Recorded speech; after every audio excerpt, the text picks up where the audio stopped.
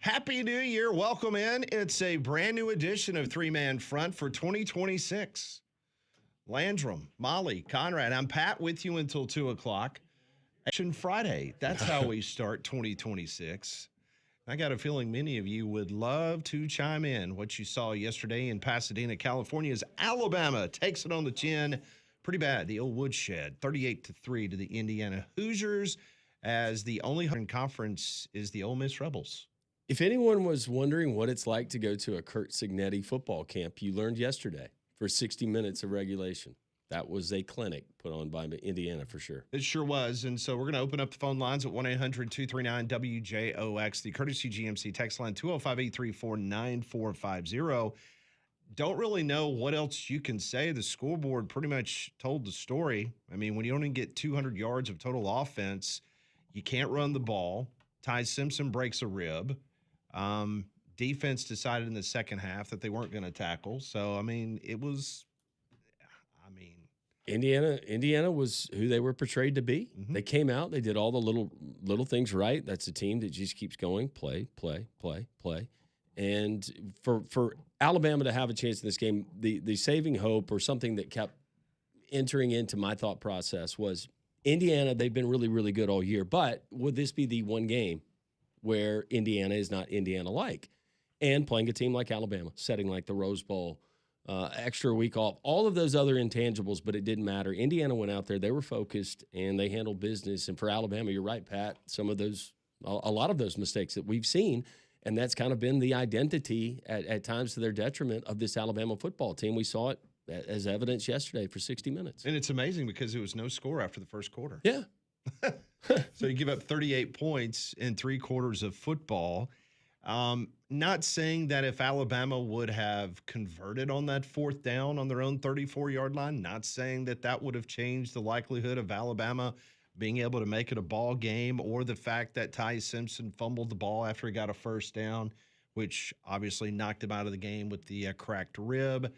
But it was just one of those type games that you saw it coming for the last month of the season.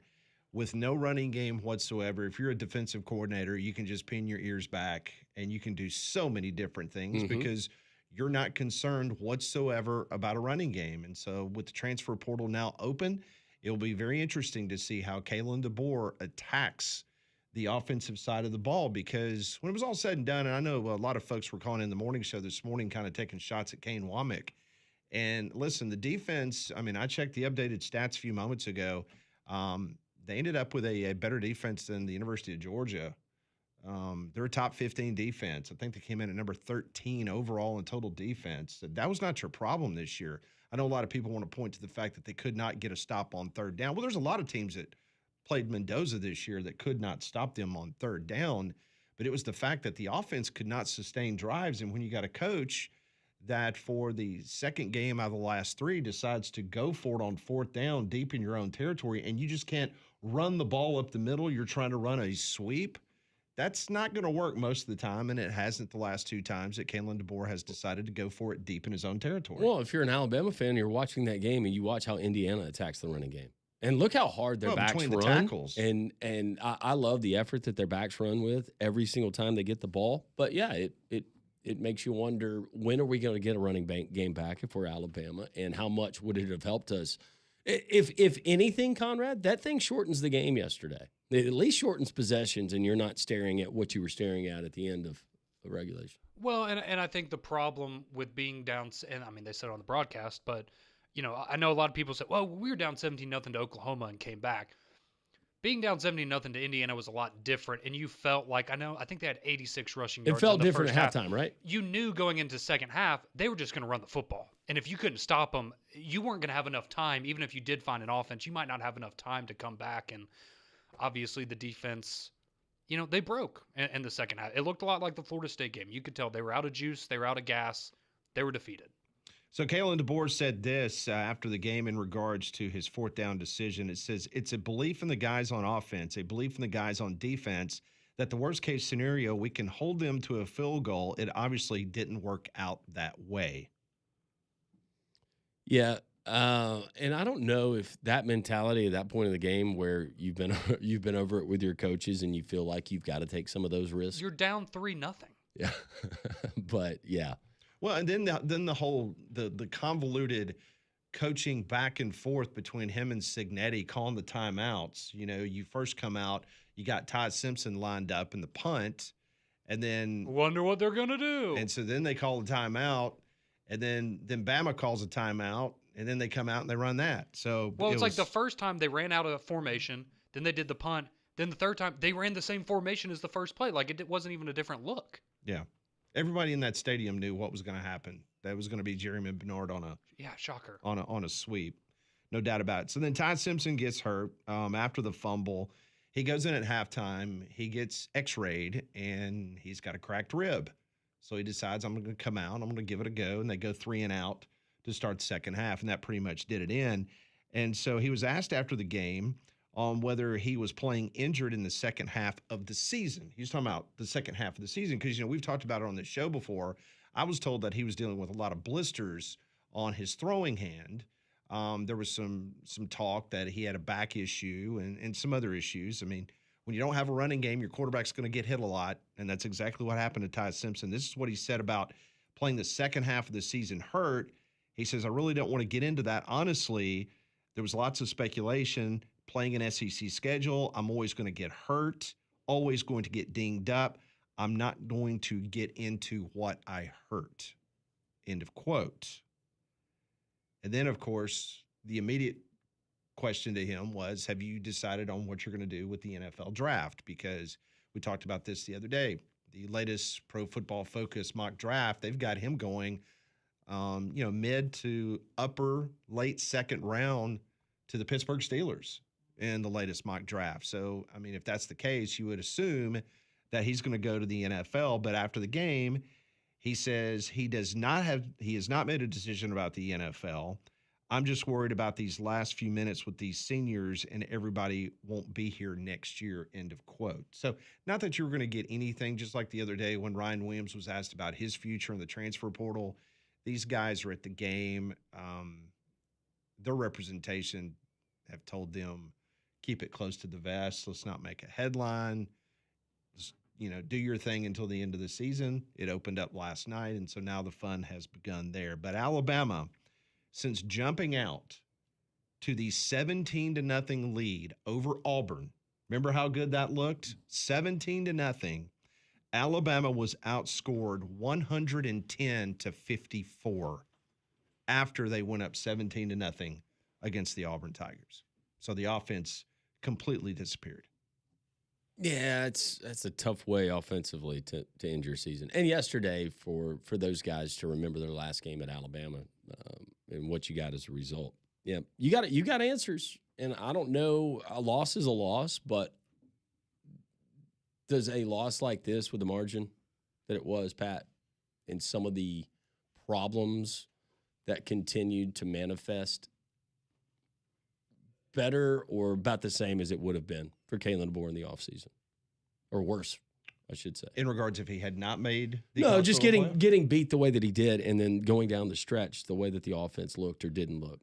I don't think so. I mean, I completely disagree with Kirk Herbstreit saying that this loss is going to set Alabama football back years. That's where I was going with this. I mean, that's bogus. That is complete. That is coming from somebody that has no clue what he's talking about when it comes to Alabama football. I guess we'll never see Texas Tech in the playoff again either, though. No, because I don't know how looked as not maybe as bad as Alabama, but their performance was pretty close. Yeah. How can a loss like this set you back for years when your roster changes annually? Exactly. That's my point. It's not because it's Alabama football. It's the fact that it's just like you're going to have all these early bird predictions come out in the next week to 10 days. That's going to say, okay, well, this is the top 25 early bird for next season. How in the world can you come up with that? Because nobody in their right mind would have predicted that the Ole Miss Rebels, based on last year's roster, would be one of the 4 final teams standing right now in the college football playoffs. So those type of statements, I mean, listen, we all know, I mean, Kirk Herbstreit goes nuts every time he's in the Rose Bowl. I mean, he gets so intoxicated by the San Gabriel Mountains. It's just oh my gosh, I thought he was going to cry when the sun finally came out in the second half. And because it was a Big Ten team that was winning. I mean, his line about kids growing up in the state of Indiana and snow-covered fields, all they dream about is going and playing in the Rose Bowl. Really? I thought most people in Indiana wanted to play on the hardwood. And that's the truth. I mean, come on, Kirk. Take it easy on the hyperbole. But again, that's what he gets paid for. Yeah.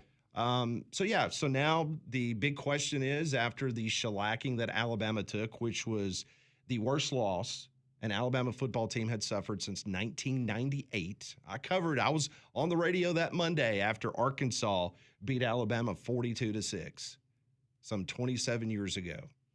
And it was the worst bowl loss in the history of Alabama football. Because I remember the Louisville game. The Louisville, Alabama, was that? I'm trying to remember. 1991. That was 1991, and that was the fifth worst loss. And that was 34-7, right? Yes, that was 34-7. So you had yesterday, which a 35-point loss. That's the worst bowl loss in the history of Alabama football. 1972 Orange Bowl, Nebraska beat Alabama 38-6. That was a 32-point deficit. In 1998, I was there too at the Music City Bowl when Virginia Tech beat Alabama by 31 points, 38-7. It was a horrible weather game. It was disgusting. Then 2019 college football playoff national championship game against Clemson, you lose by 28, 44-16. The Fiesta Bowl you were just talking about in 1991, Bama loses by 27. 1968 Gator Bowl, you lose 35-10 to Mizzou. And then in 1954, you lose the Cotton Bowl to Rice, 28-6. So what happened yesterday is something that will go down in the annals of Alabama football history as something that you want to forget. I was 2 the last time Alabama lost this bad. I was 2. Don't remember that game. How old are you now? I will be 30 next week. Well, a lot of fan bases will take the 28 years in between. Yeah. Not a lot to Just complain reminding about. you, there's still things that you can Not a lot to complain about, no. be happy that you have. That's right. So ton of guys, their eligibility expired yesterday on the turf there at the Rose Bowl. Jam Miller, Dre Washington, Jeremy Bernard, Josh Cuevas, Gino Vandemark, Cam Dewberry, Jaden Roberts, Tim Keenan, LT Overton, Deontay Lawson, Justin Jefferson, Nikai Hill-Green, Damani Jackson, Deshaun Jones, and the punter. You got a new punter next year because he's out of eligibility. Need a new one. Do we have a J.K. Scott Jr. anywhere? So already this morning, there has been one so-called announcement on social media, and it's Richard Young, running back for Alabama. He has entered the transfer portal. Young ranked as the number 7 running back and the number 108 overall player back in the 2023 signing class. He only posted 234 yards and 5 touchdowns in his career at Alabama. He joins Cameron Howard, a safety, and Rock Montgomery, an offensive lineman. So as of this moment, 3 players for Alabama currently in the portal. Obviously, that will increase.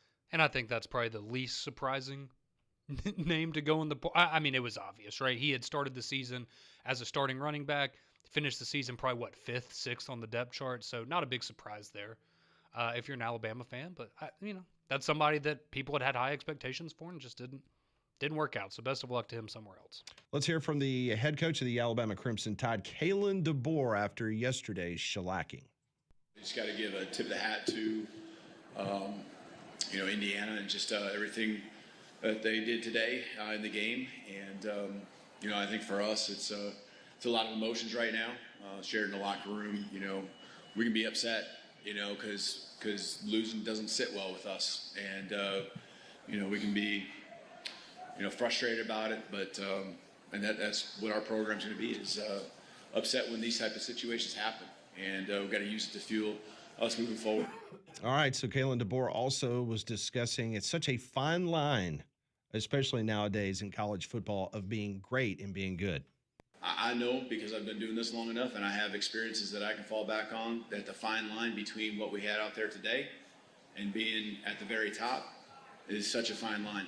You got to go back to starting over from scratch with putting the people around you, the right people, and committing to something, a common goal together, and the actions following it. And so it's such a fine line. It may not feel like it, when you're in this moment right now and what happened today. But I can tell you it's a fine line between being here and being at the top. But we got to do the work. We got to put the work in. You got to believe. You got to be consistent. You got to have discipline. And we'll get back to work and start all over again. Well, the work begins as the transfer portal officially opened last night. Over 1,400 players are already in the transfer portal officially. Many more will be in there. The number I'm hearing is going to be north of 3,000. Love it. And it's going to get there pretty quick. And then the question is how quickly these deals are consummated, because this is a 15-day window. Now, once you go in the portal, you can stay in the portal. You just have to be in the portal once it closes, if that makes sense. Yeah. So your paperwork needs to be in before that 15th day, and then you can go shop your services all summer long if you want to. But you have to be in the portal because there is no other portal after this. There's no spring portal. So you have to make these decisions now. And I saw some people taking some shots at Nick Saban over the weekend because, once again, Nick Saban said what all of us believe needs to happen in regards to the calendar, in regards to when this needs to happen. The transfer portal needs to take place after the college football playoff. Coaches cannot lead teams until after the college football playoff. It needs to be exactly like it is in the NFL. You don't have spring practice until like late in the spring, kind of like what they have, OTAs in the NFL. Yeah. Because think about it. I mean, after the NFL draft, there's like a 2.5 month period where there's nothing going on. Yeah, outside in of the rookie NFL. mini camp, that's really all you got. Yeah. So I agree with what Nick Saban was talking about, but it will be crazy over the next 3 days. Well, one of the many things that needs to be addressed as far as the future of college football, but I'm sure that they'll get it worked out eventually after about 93 meetings. Well, I mean, he went on McAfee last week. He said, I've got it figured out, but no one wants to listen to me. Well, and then Herbstreit kept pressing him during game day. He kept saying, okay, coach, then how do we make this work? Like, who needs to make this decision? And he said, well, it's up to the conference commissioners. So, I mean, one thing's for sure. You would think that after Indiana became the first team with a bye to win in the college football playoff, that it was definitely trending in the direction of not having any buys. In other words, do 16 teams, nobody gets a bye, and then potentially based on some of the ticket prices, and you look at what happened in Arlington with Ohio State and Miami, and you saw that there were plenty of empty seats down in Miami too. Now the Rose Bowl is a little bit different because it is the Rose Bowl, but you would think that moving those quarterfinal games on campus would help things out tremendously. Well, and you could also make the argument that now with the results we've gotten, especially this year, then the argument that the Big Ten has for the automatic qualifiers, that probably took a little bit of a hit to their argument.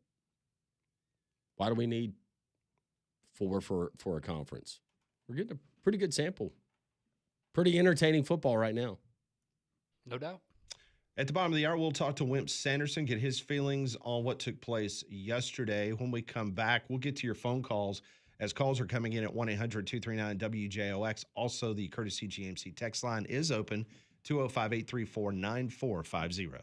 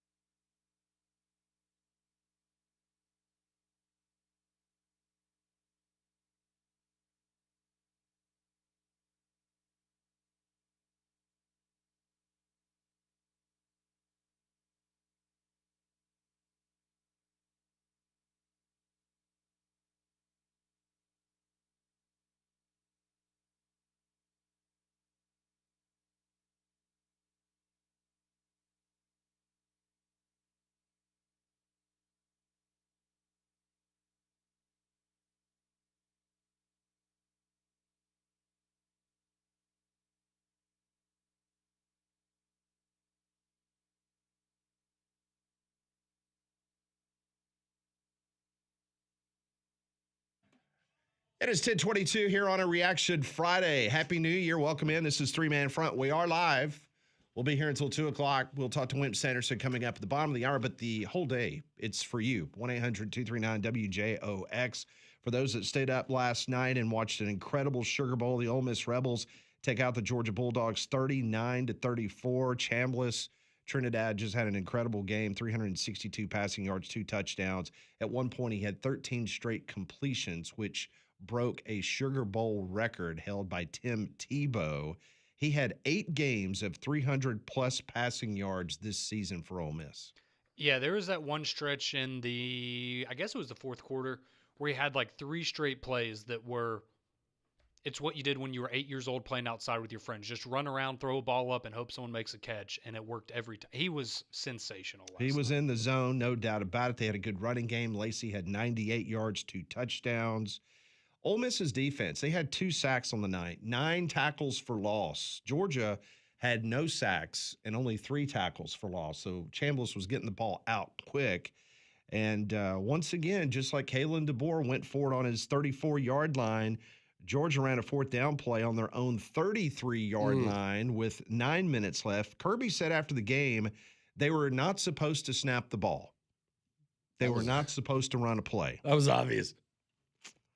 And right after that took place, Ole Miss took a 10-point lead. And then from that point, it was Georgia trying to scramble and to come back. And the most interesting aspect is another $250,000 to Lane Kiffin because the Rebels win. That's part of his new contract at LSU. And a lot of conversation after the game about those 6 coaches because there have been some stories to come out in the last couple of days that, let's just say, it's not working as crisply as some folks want to make it out to be in regards to those coaches, because Lane Kiffin is putting the screws to those coaches in regards to being on campus. Matter of fact, Charlie Weiss, the play caller, he was in the LSU football office this morning. So hours after coaching the Rebels to the semifinals, he's in the LSU office this morning working the portal. I saw a quote from Keith Carter, the athletics director from Ole Miss last night. Somebody asked him about these coaches. Is that going to continue on for the semifinals? He says, we'll see. That would suck, man. Just let them finish it out. You made it, and I understand the logistics of it, but like they could legitimately win it all. Well, they could. And he would never admit it, but part of Lane Kiffin was hoping that Ole Miss team would lose last night so he could get his staff and move on with his life. Yes, absolutely. But he's now made $500,000. We can argue that. Oh, I know, but at this point, I know you would take $500,000. Hey, he got to hold hands with Kim Mulkey last night. You can't put a price on that. Nope. By the way, the transfer portal is open, and On3 is reporting that Texas, surprisingly enough, is working on securing a visit from one Cam Coleman. Yeah, there was a story that came out last night that Cam Coleman's people's wanting about $4 million. Yep. And the Texas folks are pumping the brakes on that. They said that ultimately they think it's going to land between $2 and $3 million, but they're definitely circling the wagons on Cam. So we'll see what happens. Well, it was interesting because one of their receivers hit the portal last night, and Parker Livingstone, and he was one of their best receivers. And the belief, I saw Kirk Bowles essentially reported, yeah, they're letting him walk because that money is going to Cam Coleman. All right, Cam, how about $3 million and a slightly used Lamborghini 2023? Slightly. It's the one Arch had last year. It was the one that Quinn had that got towed when he parked it illegally. I thought it was the one Isaiah Bond had from a couple years ago. But didn't I see a similar report that said essentially Texas is ahead of Texas A&M in the bidding war because Cam would rather play with Arch Manning than Marcel Reed? Yeah, Jeff Ketchum, who is he's a publisher for Orange Bloods. That's another one of those Texas sites. They're not part of On3 or a part of the 247. Jeff Ketchum, he has covered Texas for as long as I've been in the business, very long time. He tweeted this morning, for those discussing the $4 million number for Cam Coleman that Kirk Bowles mentioned last night, I think the real concern is that the bidding could climb to 3, not 4, and that whatever is happening right now, I don't believe we've reached the 3 million mark yet. Okay. So obviously they are. I think they would love to get Cam Coleman signed, sealed, and delivered quick as possible to kind of get that momentum going with the transfer portal. 800-239-WJOX Reaction Friday, reacting to yesterday's Rose Bowl loss by Alabama. Let's go to London first. Hey, London. Hey, man, good morning to you guys. Good morning. Hey, man, listen, I'm from Mississippi, so you know who I'm cheering for, right? Mm-hmm. Okay, Ole Miss. Hey, listen, let's be honest, okay? Can we be honest for a minute? Sure. And this to the Alabama fans. Alabama is really not a good team. And when I say team now, I'm talking from top to bottom. The D-line is no good. The O-line is no good. The secondary is always questionable. And the quarterback was suspect. Now, this is not an upset, right? I don't believe it is. Indiana was the better team from top to bottom. It's one thing you have a team and you got 11 players, but that doesn't make a team because you got 11 players on the field. What makes a team is how these kids play with each other. Everything gels, and Indiana has that, and that's why I picked Indiana over Alabama. I picked them they was going to blow out Alabama because Alabama has been so inconsistent all season. And I was believing that they met a team like Indiana who is good and who is consistent all season from top to bottom, and they ran into a buzzsaw. Yep. Ole Miss, this is not surprising to me. I picked them to beat Georgia. Georgia got to look at the first game. Ole Miss is a good team. Not just 11 kids on the field, but they are a good team. They play together. They, from top to bottom, they gel together, and they are consistent. So Lane Kiffin, this is what I really bugs me about coaches. No one says anything about how these coaches can jump up and lead these kids. But they always put the blame on the players, how they jump into the portal. What about the coaches? Lane Kiffin had the opportunity to maybe win the entire thing. Ole Miss may win this thing. Yep. And for him to jump and leave his kids and leave his players like this, it bugs me out. Everyone would want to put the blame on the kids, but it's these coaches. Right. Because when I was recruited, coming out of high school, I was going to play for the coach. A lot of these kids, when they recruited, they go play for that coach. And when the coach abandoned them, what that say about the coach? That's good stuff. We appreciate, London, you listening to us there in the state of Mississippi. But this has been something I mentioned about this Indiana team since last season. And that's what's different. And now, especially in college football, where you got a lot of me guys. And it's a lot of mercenaries, paid for hire, independent contractors. So it really stands out now. But watching that Indiana team, they play for one another. It's complementary football.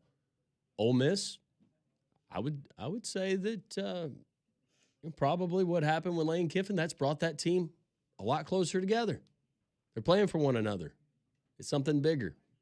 You're getting that. I think there's something to that. Thank you, London. I also like the fact that Pete Golding took that ridiculous basketball goal off the sideline and That was said, the best thing he's done. Said we're not doing that crap anymore. You got a haircut. Looks like he's lost a little weight. Mm-hmm. He's living a good life right now. Yeah, should be. We'll talk to Coach Wimp Sanderson next, brought to you by Craneworks.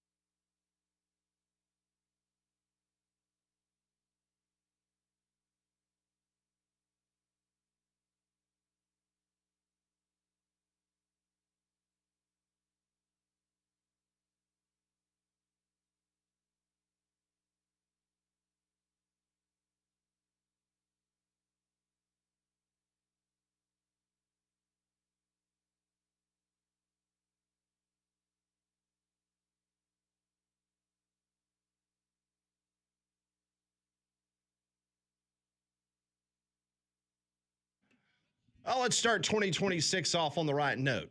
Every Friday on this program, brought to you by Craneworks, we get an opportunity to catch up with Coach Wimp Sanderson. Lift it, load it, grade it, grind it, move it, haul it, rig it, dig it, Craneworks, Rentalworks, yeah, the big dog's got it. Wimp Sanderson on Three Man Front is brought to you by Craneworks. Lift it, buy it, rent it. The big dog's got it. And now, Wimp Sanderson.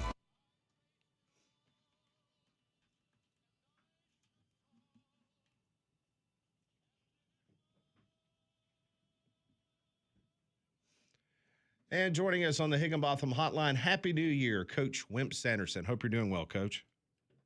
Here to you two guys. I know y'all excited to have me on the show. Well, of course we are. Start the new year off right. Yep. Yeah, we start this New Year. Hey, let me ask you, Coach. Let me ask you a question. What time did you go to bed on New Year's Eve? Did you make it to the New Year? Yes or no? Yeah, it was 12 o'clock in Atlanta. Oh, okay. That counts. And You so I'm cheated. in Birmingham at 11. I'm in Birmingham. I cheated a little bit, but only an hour. If I woke up and I was in Atlanta, I would have been right on time. But I kind of went to bed a little after 11, which was a little after 12, and I bragged about seeing the New Year in. Okay. So anyway, a whole lot to talk about. I won't bore y'all. Football's a mental and physical game. Physically, Alabama has not been as good as they need to be. We can say, is that the transfer portal? Is that the coaching? Is that the general manager? Is that the selection that we're wrong?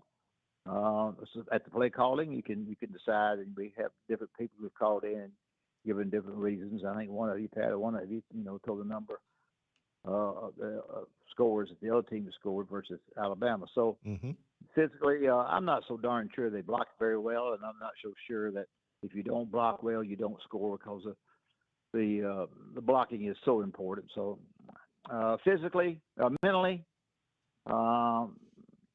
you can't go in past history. Yes, Alabama's been in the Rose Bowl. Yes, Johnny Mack Brown, who was a Cowboy. I used to watch him in movies. But we played the other night, not years ago. And I think from a mental standpoint, it meant maybe a little bit more to Indiana than it did Alabama. Maybe, I'm not sure of that, but I think that's something we can talk about. I don't know if you guys want to talk about that or not, but I thought the mental part, once they got down a little bit, they kind of lost it a little bit. Am I right or wrong? It doesn't really matter. It looks like it, Coach. One thing that I think that you can pick up on is just whether it's team basketball or team football, and that's something that I've noticed with Curt Cignetti and this Indiana team, and just the emotion and how inspired they play from play to play, and it doesn't matter offense, defense, it all seems to translate. What have you been able to observe in watching the Hoosiers? Well, I think you're right on. I think emotionally, and I got very emotional in every game. I got more so against Auburn. Because I thought the Auburn deal was bigger than life, and he's supposed to get the same for all of them. But I think you're right. I think he's a guy that doesn't smile much, but he's also a guy that stays on top of things. If you're gonna go see him, you knock on the door before you go in. When I went to see Coach Brown, and that sounds silly to you, I knocked on the door before I went in because he's a pretty tough guy, and so anyway, and I like the coaching staff at Alabama, some of the coaching staff at Alabama. And I don't know whether the mental part of it was big or not, but I thought to some degree it was. I'll leave that because I'm going to come on here and say the same thing everybody else says. Tomorrow, Alabama plays Kentucky. Kentucky is getting some of their players back. Kentucky has not played well in the games that I have looked at. Getting the kid back, Mo DeBonte, will be big for Alabama, for Kentucky, because they bought him. And their guard is back. So they've got to be better. Kentucky has been a team that has not gotten the crowd into the game, if you can believe that. They make sometimes two or three threes and a half, and the crowd can't get into the game. It's more of a 2-point game with them. And so they have not played as well. I think they're 9-4 or something like that. Have played a little bit better recently, and they have their players back. The one thing Kentucky has to do is they have to shoot it better, but they have to defend the three. we talk about shooting threes, but if I were coaching again, I spend half my time on defending a three and rebounding and giving them only one shot. Now, if Kentucky hurts Alabama on the boards and gets second and third shots after they shoot a three and miss, and they missed a bunch of them, then that hurts. So Alabama's got to control the boards and limit, if they possibly can, one shot per possession or two shots per possession by Kentucky's team. That's coaching. That's big. So defend the three. Be darn sure that you rebound the three shot and don't give them second and third shots.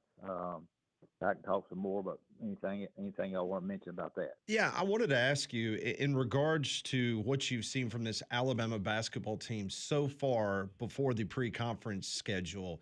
Did you see anything in particular that you said, okay, that's better than I thought before the season began, or this is the area that I think they need to improve on? Would it be rebounding from an improvement standpoint, or what about the fact that you think Phylon now probably has now obviously taken over as the team leader in regards to what needs to happen for them to be successful? Well, I think he's taken over as a team leader. When you play somebody like that, and I made the mistake when I was assistant coach and maybe a head coach of how to defend a guy that's their leading scorer. I'll make this interesting remark to you. You defend a great leading scorer when he doesn't have the ball, not when he has it. In other words, you guard him. We called it our white defense. We guard him, and we turned our back to the ball and guarded him, and then they didn't get it. And if they had two good shooters, we called it red, and we guarded two of them that way. That was just me. That's not very sound, so nobody's going to use that. But I think Alabama has more shooters than I've seen them have. More good shooters, guys that can shoot the basketball. They are somewhat limited inside. Arizona got loose and got on them pretty quickly, and they have a tendency at times to turn the ball over a little bit too much. I don't consider Kentucky a great defensive team in the games I have seen.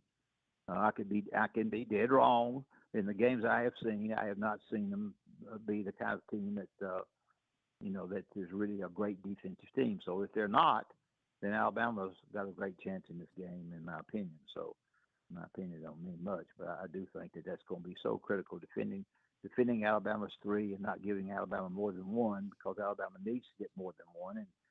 And if they have a weakness, you made a good point there. If they have a weakness, it's probably their defense and offensive rebounding. Offensive rebounding is big for putbacks if you miss threes, but defensive rebounding is critical because you get that thing out and get it to the other end of the court. So should be, I think it's a sellout. Should be a home court advantage. Auburn and Georgia play. Georgia has not played a very good schedule. They got a great record. Auburn's got to go with Georgia, I believe. I don't like Auburn's chances there. Maybe I'm wrong. Maybe they'll have it ready to go.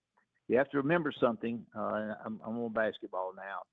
When I was coaching, we played everybody twice. So we had 18 games. We had to go to Kentucky, had to go to everywhere. This Alabama team does not have to go to Kentucky. It does not have to go to Arkansas. And that's good. You play three teams twice. Tennessee, Mississippi State, and Auburn is the schedule that Alabama plays for those who are just listening to our show. And for Auburn, they play Ole Miss, Georgia, and Alabama. My prediction would be that Alabama will win at least 5 out of the 6 they play. Tennessee might beat Alabama at Knoxville. I think Alabama wins. I think Alabama wins 2 at Auburn. I think they win 2 at Mississippi State. And I'm not trying to put any pressure on them. All this is a radio show, and I'm a half-ass long. Coach, so. No, you're not. No. So anyway, and Auburn, if I had to guess, I would think that they might be in the 6 games they play. They might be 3-3. They'd be lucky. I don't think they can win at Georgia or Ole Miss, and I don't think they can win at Alabama. And Alabama has a better chance of beating them at Auburn than they have in the past years because they doesn't have quite the personnel. So I would say 5 out of 6 for Alabama. Took 3 teams they play, and I would say 3-3 or maybe 4-2 for Auburn and 3 teams that play. So you play everybody else twice, and schedule is huge. And we start off with an 8-game schedule for everybody, 8 teams to play in, 16 teams. And it should be very interesting tomorrow. And I hope people will go out and give Alabama home court advantage. So we'll see what happens. He's Coach Wimp Sanderson, and every single week he is presented by our friends at Craneworks, Coach. Well, I will tell this story and I'll get off here. And I've already told it, I think, before, but I won't tell it again because we might have somebody who hadn't listened before. Y'all have heard it, so y'all when I tell it. Coach Bryant and Coach Rupp were friends. You thought they were enemies, but they weren't. They enjoyed each other. And when they came down, when Kentucky came to Alabama, they had a party. And Burt Bank, who ran the radio station, you guys are too young. For WTBC Radio. Yeah, yeah, you little kids were too young. Pat worked for him. They had a party, and when they had a party, and all the coaches got invited to go, and Coach Rupp and Coach Bryant were buddies, and they were bull crapping, because Coach Bryant didn't have to worry about it. He ain't no football, he ain't no basketball. I guess I was a GA first year or something. I get invited to the party. And I'm with the party, and we're having a nice time and so forth. So we get in the car to go home. Coach Sam Bailey, is driving the car. Coach Riley, I think, is in the front seat. Coach Rupp is in the back seat with me, and I in the back seat with him. And off we go. Just about the time we get to the first red light, Coach Rupp falls over in my lap. Now, it ain't a big deal in 2026. But back then, when Coach let me stop you right there, Coach. Time out, Coach. Time out. That's a big deal. That's a big deal. Still a big deal. Yeah, still a big deal. Let me go real slow until I could get my breath. The booger bear is big in anyway. He's got a big head, and he's got a big stomach, and he's full of what. He falls over in my lap. Now, I don't know. Coach Bailey's driving the car. Wimp is a GA, or if I wasn't a GA, I was making nothing. I was in the back seat trying to decide what I was going to do. And I'm thinking to myself, get your fanny up. That's a big career decision for you. I didn't say that. I did, and I'm going to see the headlines in the morning. The winningest coach in the history of basketball has passed away at Wimp Sanderson. Who's Wimp Sanderson? Who's that? He's passed out and fallen in the lap of Wimp Sanderson, and he didn't know what to do. And the headlines, because I ain't gonna give him no story if he's dead. No, I ain't giving no goddamn story because I don't know whether he's dead or alive. And so I'm sick to myself saying I don't know what to do. I said, hey, coach. He didn't say anything. I said, Coach, we get to this next red light. I said, I think maybe we ought to stop. And I ain't said Coach Rupp's in my lap or nothing. And because if I said Coach Rupp's in my lap, he said, you must have been drinking. And I don't drink. So I said, he said, and about the time we got to that second red light, Coach Rupp raises up. He raises up in the seat. And I could have kissed him. He's falling in my lap. He's laying in my lap, right between my legs, and he raises up. And so it was one of the great stories back then when none of these guys that listened to this show were born, and they're saying, "Oh, I ain't no great." Back then. That was a great story. No, it's a fantastic story. That's a great story. Coach Rupp won't be there now. Anyway, I'll get off the show and tell y'all how much I enjoy being on the show every week. You do a great job along with Craneworks and David. And then I tell David all the time, I mention his name. Craneworks turns into Rental Works, and Rental Works will rent. You can rent equipment from Craneworks, and they'll even bring a operator with the piece of material that you rent, and they will help you run it, and that's great. So I can't think of a better place to either tear down or build up the project that you have than Craneworks. They're great people, and Mobile, and now Huntsville has grown so big, and they're tearing stuff down and building Huntsville just as quick as they possibly can. That's it. I appreciate you guys, Coach, being nice to me, and sometimes I can give you some good information. Oh, it's sometimes great. Sometimes I ain't worth a crap. No, you're always not great. at all. Hey, happy New Year, Coach. Look forward to another great year. Thank you. Appreciate it. That's Coach Wimp Sanderson. Join us on the Higginbotham Hotline. Higginbotham is your one-source solution for insurance, financial, and HR services. More three-man front on this Reaction Monday. We've got a full bank of calls. We'll get to those next on a Reaction Friday.